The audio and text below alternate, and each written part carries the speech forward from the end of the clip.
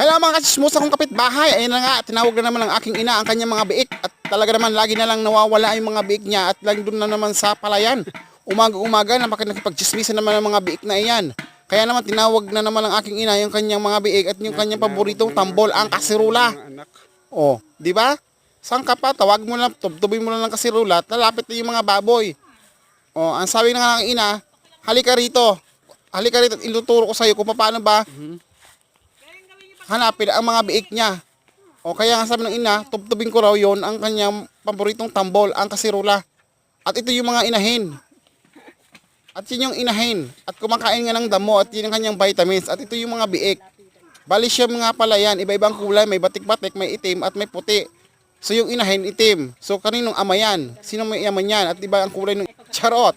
Ayan nga, ang kinakain ng mga baboy yung kulay green na nga damo. Kaya yun ang kanilang vitamins. O susunod ulit na video.